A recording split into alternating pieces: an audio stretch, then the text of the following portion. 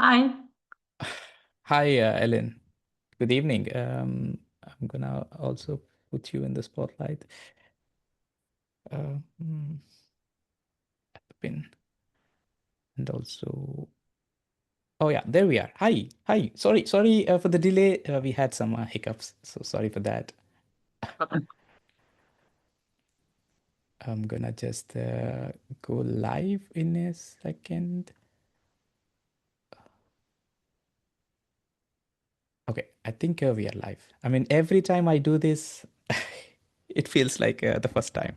But thank you so much, Elin, for doing this. Elin Bergman. That's how I say it. Correct. Yes. Yeah. So thanks for joining and also good evening. I suppose you've joined from Sweden. I Yeah. have. Yeah. Yeah. So maybe we can get started with your introduction, Ellen. Sure. Yeah. Do you want me to introduce myself? Yes. Yeah, Yes. okay. Maybe. I thought you were gonna like do an intro or something. Okay. Yeah, my name is Elin Bergman, and I live in Sweden. I run a circular economy business network called CradleNet. It's one of the oldest circular business networks in the world, and we have 150 members or so that we teach about circular economy and the benefits and how you do it and new legislation and yeah, we do a lot of things. Wow. Wow. And I also see that you've been, I think you are called the queen of circular economy or The Sweden, the circular economy queen of Sweden oh, is Sweden. usually what they call me. Yeah. And So how did I how did went you to get an this event title? once. Yeah, I went to an event once, and they said, "Oh, here she is, the Swedish queen," and I was like, "No, we have a Swedish queen. I'm the queen of circularity." So different thing. Yeah. Wow, wow, wow. And maybe we can take a couple of steps back and try to understand, like, how you really got into this circular economy, what actually drove you, what was the driving force, or what was the passion behind it. A little bit on that, if you can share briefly. Sure. Well, I've been working. I actually started my career in the entertainment industry. So I started working in computer games, and then I went from there to movies, Hmm. and that was a lot of fun. That was like my dream jobs in many ways, because I'm a gamer and I love movies still. But after a while, I worked very hard, and it's cool to hang out with Hollywood celebrities and do gala premieres and yeah, promote games and so. But I always also been very much interested in environmental issues and climate change, and yeah, since I was a child. And when the movie An Inconvenient Truth with Al Gore came out, and this is more than 20 years ago, I was blown away. It was like, oh my God, I really need to start doing something good for the planet instead. What if I can help save the planet and change the sector I'm working in to that sector? So I started studying at night and took a job at one of the largest Swedish homeless organizations to learn about social responsibility, corporate social responsibility.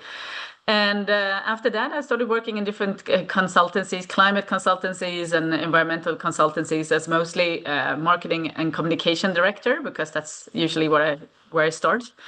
And and then I went to a lecture in 2013, and it was actually made, the lecture was organized by CradleNet, the organization that I now work for. And I went to that lecture not because I knew anything about the person speaking so much, but I was a fan of hers because she was. Well, she's a sailor and I'm a sailor. She sailed around the world and broke a world record. So I thought it Wow. was fascinating and I Yeah. wanted to see her. And then she talked about circular economy. I had no idea what it was. And it was the first time she ever came to Sweden. This was Ellen MacArthur Foundation, Ellen MacArthur, who started the Ellen MacArthur Foundation. Hmm. And when I was sitting in that lecture, it was like, oh my God, this is so amazing. She was using her boat as a likeness to the planet. Because if you sail around the world alone, you only have this amount of food and this amount of water and this amount of energy. You need to make sure you're really using enough and not too much of what you have. you have to take care of the scarce resources you have in order to kind of break the world record and make it around the world. And she really said that the problem with the world right now is that we're eating all the food, drinking all the water, and using up all the energy on the first day. So nobody else can live on the planet in coming generations. And I was like, that's amazing. I understand. And as a sailor, I deeply understand. And I thought that this is something I need to dedicate my life to. So the day after the lecture, I went to the chairman of the board of CradleNet and I said, hey, I want to get engaged in this organization. What can I do? I'm happy to polish your shoes or make coffee, whatever you need doing. And then he just said to me, oh, you know what? We're going to have an annual meeting soon where we're going to vote in new people to the board. Do you want to be voted in? You can just run for the board. And I said, yes. And then I ran for the board. I became Wow. a board member. And the year after, I became the chair of the board. And then I've been running it ever since. So that's my story. Wow, that's quite fascinating. I mean, it has its own twists and turns, like in a movie. But seriously, like who would just decide their career by just attending a seminar, and just dedicate saying that okay, I think it makes sense to me because there are finite resources, limited food in the planet, like limited energy. I mean, I really wanted to work towards that sector. Yeah, I feel blessed actually that Yeah, I found that calling. Nobody, I mean, very few people do. So I'm very happy that I did, and I love the work I do. I never regretted a single day that I shifted. I mean, it was a bit of a struggle going from making a lot of money in the very prestigious and cool movie industry, and then going to the environmental sector, which is you lower your salary a lot, and then actually now I'm kind of almost back on track again because yeah. So it's all about kind of finding your passion and becoming successful in what you do and believing in it.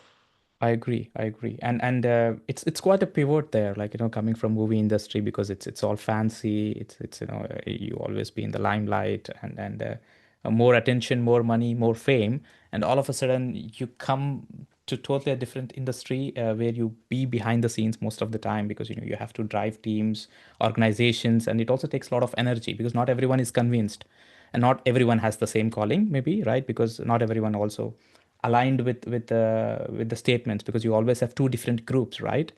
Yeah, but So actually, I have to say that I'm more in the limelight now than I ever was in the movie industry because I was a promotion manager and you're basically sitting in an office. You're not really, on camera. Now I'm mm, much more on camera. I'm doing podcasts and things all the time. So I'm much more in the media now than I ever was when I was in the movie industry.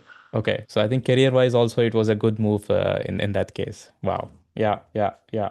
And while moving towards circular economy because you didn't have the background or academics in that specific domain, so how did you get up to speed with the knowledge which was required for it, like on the job, or did you do any learning or?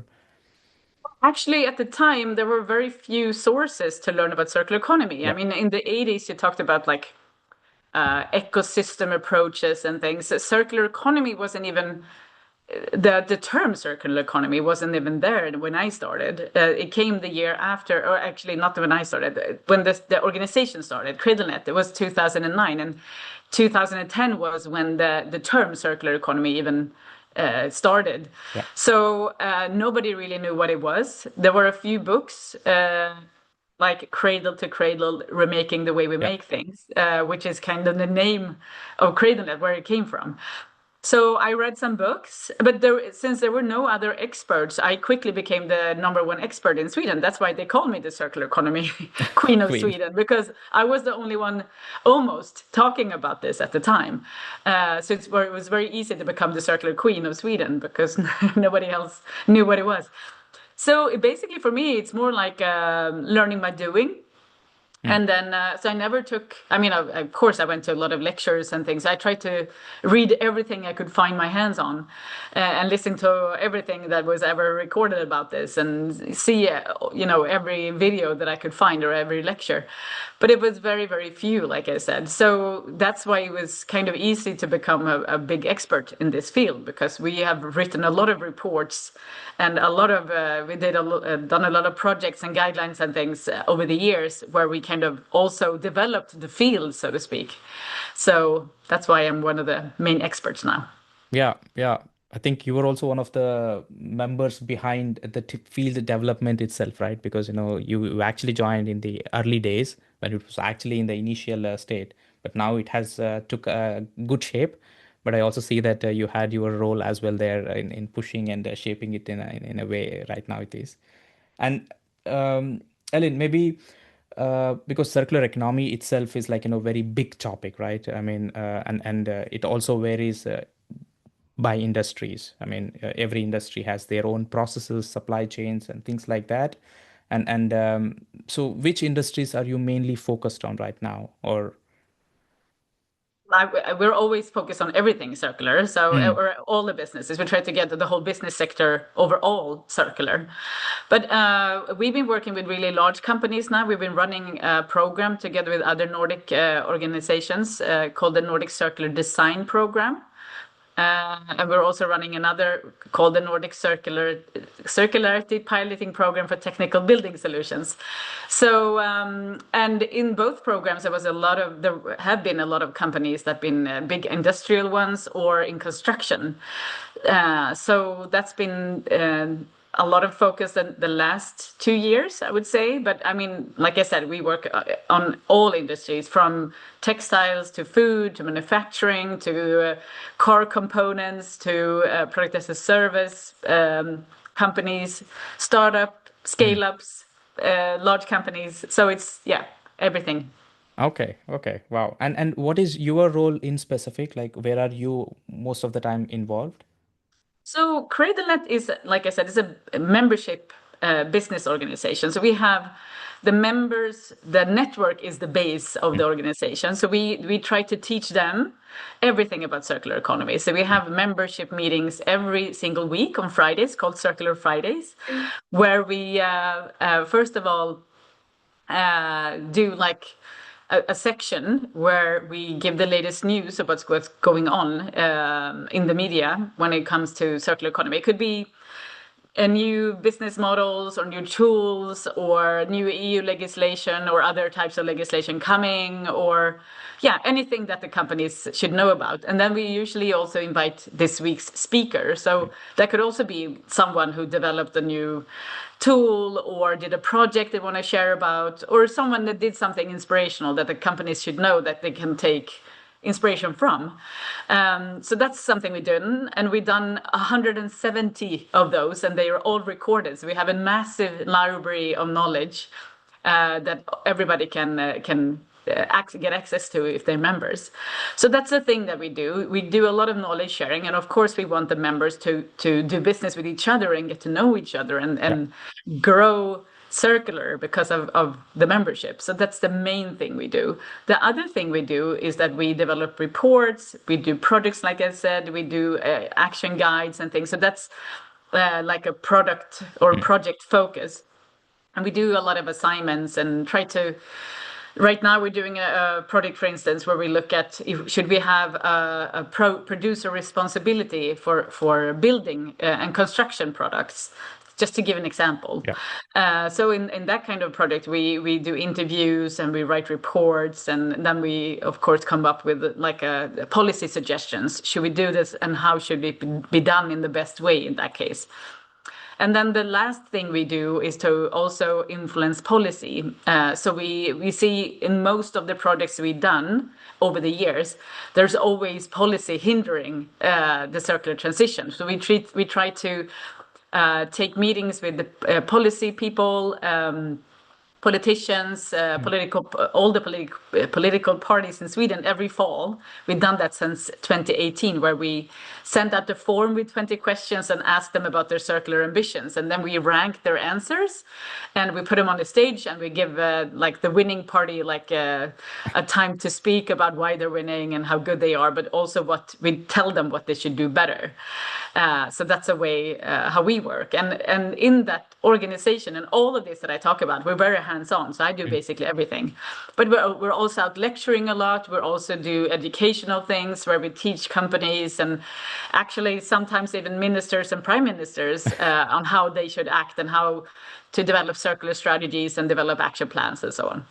Yeah, and talking with all these different personas, like politicians or corporates, or maybe the actual experts, like who are actually coming from a research and PhD background in circular economy. So the tone and the storyline would be the same, or it would actually vary based on the different Well, persona. you always have to adapt the Mm, story a bit mm, to the audience, of course. yeah, I mean, if you talk to construction, it's not really interesting to talk about textiles. Then you yeah, want to hear about construction. Yeah.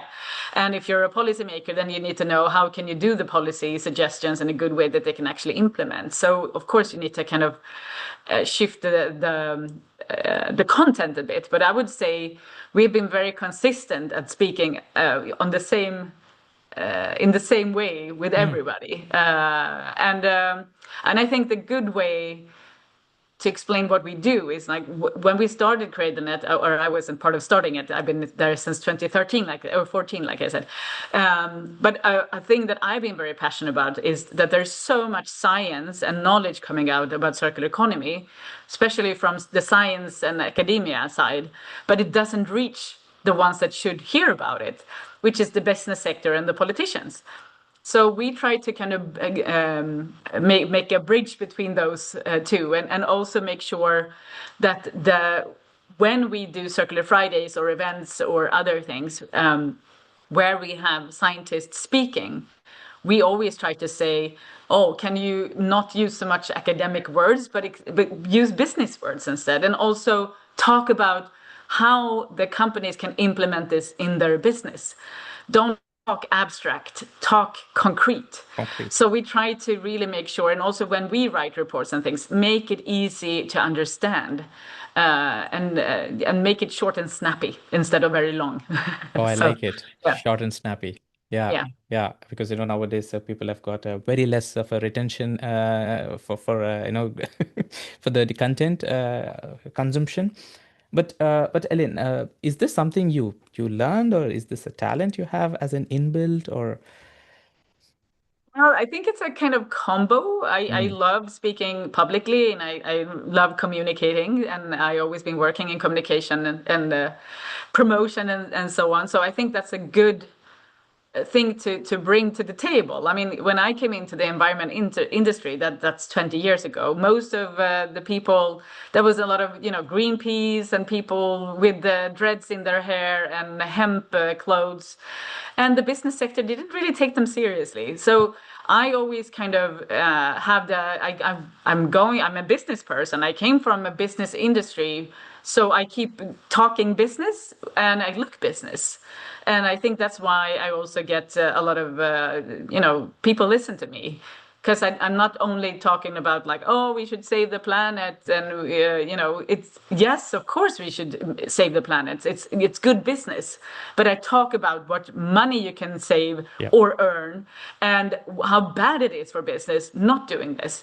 So I think of course you need to talk about return on investment and things, otherwise they won't listen. So I think it's my communication skills and how I am as a person, of course, works really well. And it's interesting when I kind of I made an AI search about myself, and it's like Elin has strategically used a lot of color in her marketing, and I was like, do I? I just like colorful clothes. I haven't really. I just buy secondhand. So, Yeah. but I try to look nice, yes, but I haven't really thought about it. But I do like to make an impact. Yeah. So yeah. Yeah, and I think I've also spoken with a lot of sustainability professionals as well. I think one of the biggest challenge people out there also struggling is putting their storyline in line with the business language, like you mentioned, saving the planet, it's good for passion, but then what is in it for the business? Like, because business is always looking at the accounts, like, a profit and loss and how much we can save, right? But like you mentioned, I think it totally aligns with also the business needs as well, because, you have to always come up with that sort of a language so that they can understand. I mean, it is just total common sense if you think about it. I mean, we're running fast out of gold and silver and copper and all the other critical raw materials, and the prices are just going up. So for all companies, if they don't understand that this is business crucial, that they should really, really work on this, it's very strategic risks for the company. Yeah. So if you don't care about the environment, you should really care about business, Business. and this just makes business sense. So yeah. I totally agree. And especially, was there like any specific project you have done so far which was very complicated with their internal processes where you couldn't really figure out how can we fit in or help with the circular part for them? Is there like any such of an experience? I had some experience. We did a project, I think it was 4 years ago now, Mm. where and it kind of was built out of frustration because we had a lot of companies coming in over the years that were like born circular. They wanted to try product as a service business model. So instead of selling products, they selling the product as a service. Mm. So just to give an example of this, Spotify, for instance, Yeah. before Spotify, everybody was selling CDs, plastic, really bad fossil fuel things. And then they got like scratches. They were very expensive. They had to be shipped all over the world. And then you had to buy new ones. And they took up a lot of space in your apartment or your house.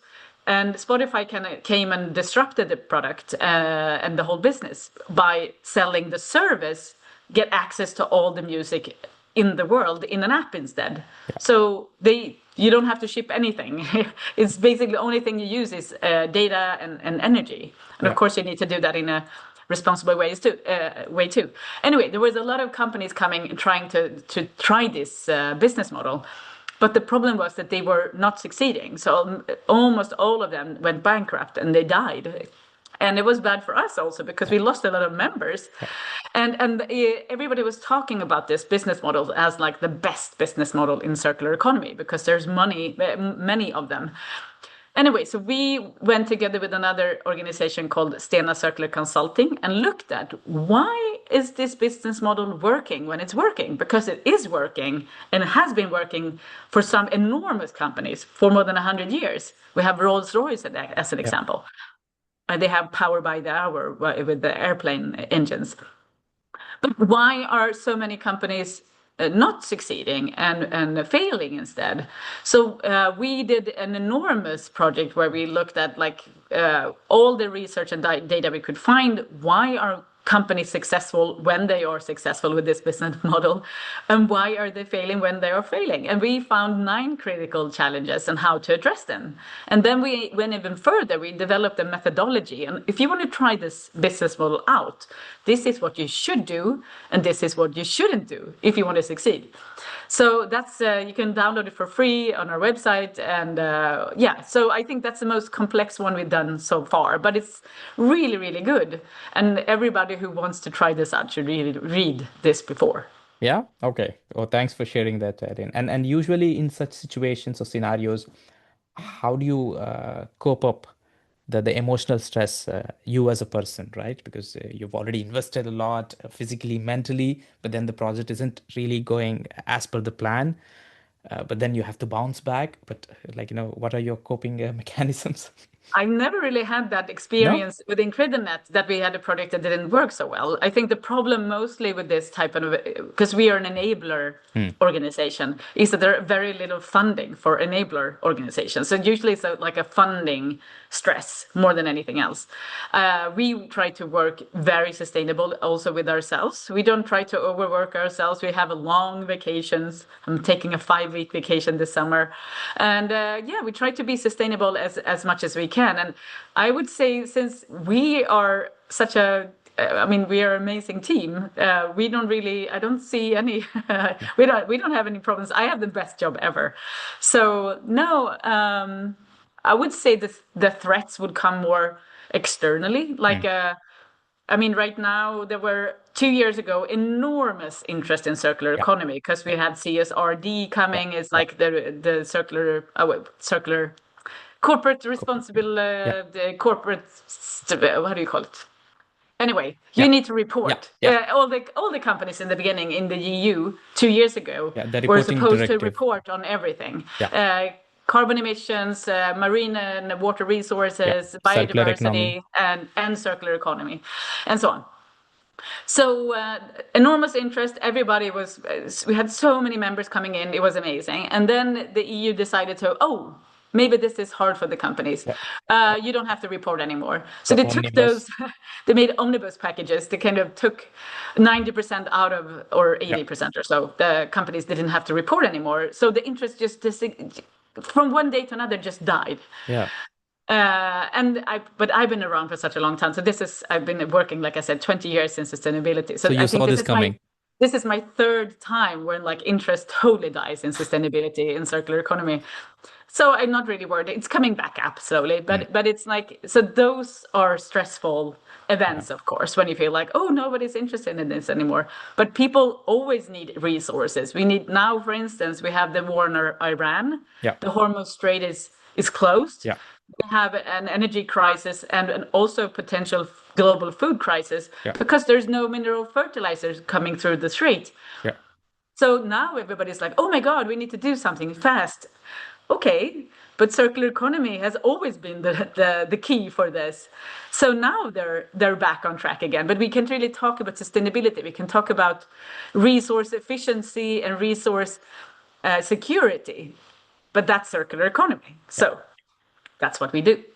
I agree. I agree. I mean, I think it's very well put it, like because you mentioned that you've been working in 20 years from last and you've seen many waves. It goes up, it goes down, but then it comes back. Like you mentioned, it's again coming back, right? Because of all the geopolitical situation and the war crisis which is happening there. And I also see that Europe wants to have a strong sovereignty in terms of ownership and also like, EU made products as well. So do you think many players are also emerging in the market in terms of production? I mean, there's supposed to be an inner market now for Mm. for the European Union, and that's good in many ways. But I also feel like it's a bit sad that we are where we are on the planet. 2026, we should all be friends and working together in a global economy, and now we're closing borders again. Yeah, Come on, what's going on? But that is what it is, and it's going to probably be this like this until the old men sitting on power in the United States, in yeah, China, and yeah, Russia yeah, dies off, and then a new fantastic generation takes over with some sense and science-based decisions instead. So that's what I'm hoping anyway. Otherwise, we'll see how it goes. But I'm hoping for more of a Star Trek-y United Federation of planets where we all live in harmony with each other and nature. So that's what I'm striving for. yeah. And you also mentioned that time to time you also raise funds. Like how often you raise funds? Like is it like for investments or capital? We're a non-profit NGO, so we don't raise funds. No, No, but no. we write applications to get funds for the projects that we make. Mm. Okay, Yeah. okay, okay. And usually that is like a very long time taking process, right? Yeah, I mean, we are kind of small, so we Mm. partner up with bigger organizations like RISE, the Research Institute of Sweden, for Mm. instance, or Rambol, which is a consultancy and also members. RISE are also members, and other organizations that have a lot of muscle power and kind of resources to write big EU applications and so on. Yeah. That the things we are very good at is, of course, communication because we have a lot of people following us. But we're also really good. We do almost 100 events a year, so we're really good at doing events Yeah. and networking, of course, because we're sitting on an enormous network of companies. So And most of these events are in person, online, or combination? stay online, yeah. Online. Okay. Yeah. Okay. And But if for you instance, Mhm. in 2 weeks, we're I think it's my 17th year at the political week in Almedalen in Sweden. It's where all the politicians gather for 1 week and do their political speeches. And now it's an election year. So enormous amount of businesses are coming, and everybody who wants to influence policy are there. And I've been there 17 years, like I said. So we have a big event on the Thursday where we have 1,100 people already booked tickets to come Wow. to the mingle we're arranging. So yeah, like I said, we're good to get people coming and networking and so on. And this is the coming Thursday, so you must be already very much busy with all the prep and But it's things. actually in 2 weeks, not next Thursday, Not in next 2 weeks. one, Yeah, the coming. Okay, okay, yeah, but okay. still a lot of preparation, Yeah, absolutely. I mean, I can imagine when you have like, around 1,100 people visiting from various places. I think it takes a lot of effort. But I understand that you've been doing it from last 17 years. It's your 17th. So I think you must be already expertise in this. And Ellen, if someone really wanted to get into the field of circular economy today, because there is also a lot of young talent who wanted to move towards this direction. So what would be your suggestion or advice to them, where they can start from? There's so many educations and courses and things you can take now. There were zero when I started. So I would just, it depends if you want to kind of study in a university or not. There are so many online classes as well. So just, we do free and open introductions to circular economy every month, but that's in Swedish. So you need to know Swedish. We're thinking about opening them in English, actually. We'll see. Hmm. So yeah, I think you can find some. I don't know how many hundreds of podcasts there are with me out there, but also I did a TED talk and things. You can probably find many. There are really good people out there doing so much in circular economy for free, so you can just check it out. Oh, that would be amazing. Actually, maybe I'll reach out to you or your team to get the links of all those talks and podcasts if they're already being published in some platforms, so that we can attach them in the comment section, so that whoever watching could also refer them if they wanted to get into circular economy. And Ellen, again, so what is next for CradleNet?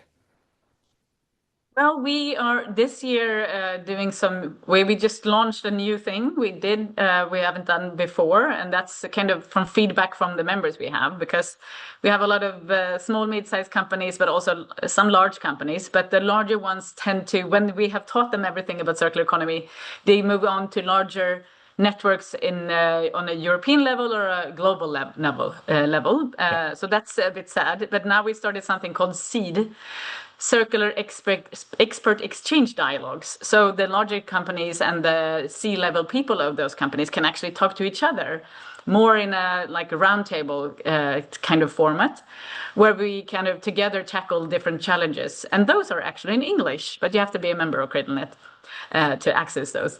But so that's a new thing we're doing. Just to mention one, yeah. And if someone wants to become a member, what is the process? Like how can someone be a member? Well, you CradleNet? just have to sign up and pay the fee, and then you're in. Okay. Uh, if you're super linear, though, like if you're an oil company or something, we actually might say no. Wow. You need to kind of back the vision we have, Vision. that we want to have Sweden circular by 2030. So Okay. that's high ambitions, yeah. Okay. So if I am someone working in Aramco or any of these organizations, or Shell, for instance, so I wouldn't be allowed to be a member of CradleNet then. Well, if you have a strategy where you want to kind of shift from very linear businesses to circular, Mm, then we can think about it. But I don't think if you're in an oil company, you're willing to say that. no. No. And talking about the big gun, like, Gen AI agents, autonomous agents, I think things are moving pretty fast in that direction, right? And many free subscriptions, people have been using it regressively. If even if they have use case, even without use cases, people have been using it. I mean, they don't know the impact which they're creating to the environment with each and Mm. every, a prompt or query with the AI system. So, have you also started working or looking into that direction of circular economy? How you can also have to these digital systems or AI applications? Been speaking in many podcasts and events and things about this, and I mean, I'm not against development. Of course, we should have AI. The thing is that it needs to be responsible and also Mm. needs to kind of uh, work in a scientific good order in order to not destroy ourselves, like many talk about safeguards. Yeah. And I think if we use AI and put in those safeguards, we can really use it for good. Because I mean, circular economy is all about resource efficiency and how can we like use the precious few resources we have in such a fantastic, good economically viable and good for the planet way. They're within the planetary boundaries. And I think this is where AI really can help us. And I think if you use AI in order to make AI more sustainable, use less energy, less water, less resources, then we can fix it. But if we're just focusing on consuming more and more with I heard that like a 90% in just 5 years of all the purchases will be done by AI. Yeah. So, and if AI just kind of keep brainwashing us like all the other consumerist things social media are doing today, it's going to just get worse. Yeah. But if we can use it for good, then I'm for it. Yeah. Yeah. And have you also started working, developing the programs or anything towards that direction, or not yet? Oh, but we had a lot of discussions about like, should we Mm. I mean, most of the projects we're doing now, we kind of have at least look at the AI component within it. Like, can we use AI to now, for instance, like I said, we do a project where we look at producer responsibility for construction and building products.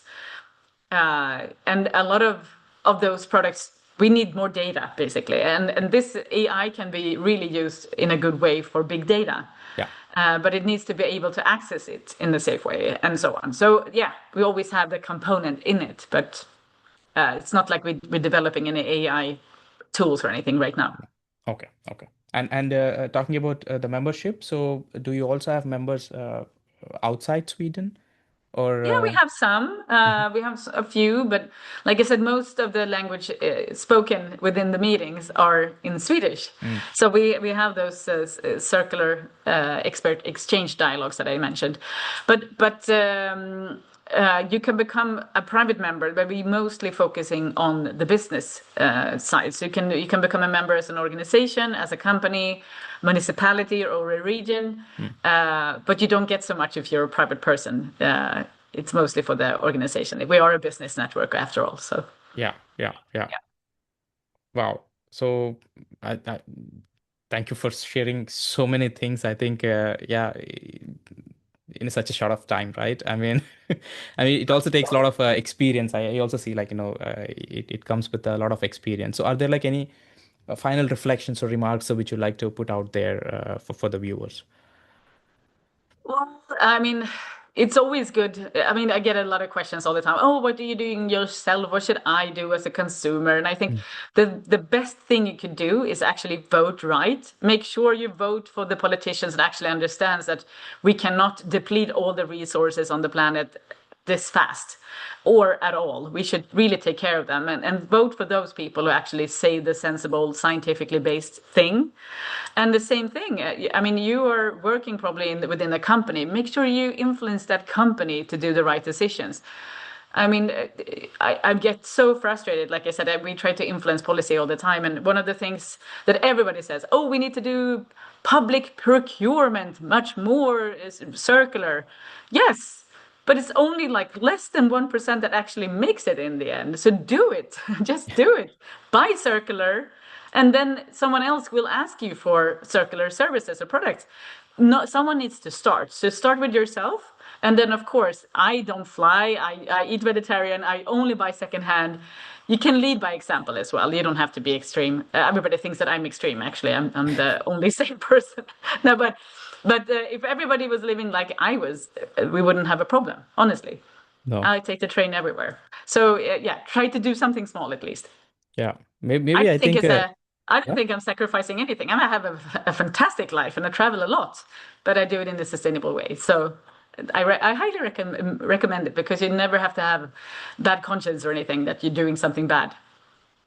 I agree. It would be really amazing if we can get your blueprint, your way of life, your way of living, so that is there something like that already shared somewhere? No, know, but I maybe I should do something. I don't Yeah, know. yeah, Yeah, maybe something like that. But Ellen, is English your first language? No, second language, right?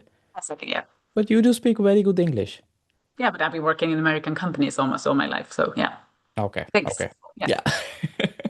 Yeah, but thank you so much, Ellen, for taking out your time and also sharing all this, valuable information with us. I hope that, some of them could be really valuable for people who are really looking at it. And I totally agree with you that, we as a people collectively can change things with our own habits and routines, with the companies we are working with, and also with the government we are choosing. absolutely. Uh, Thank you so much, and I wish Thank you a you. nice evening. Yeah, you too. Yeah, Thanks. cheers. Bye. Bye bye.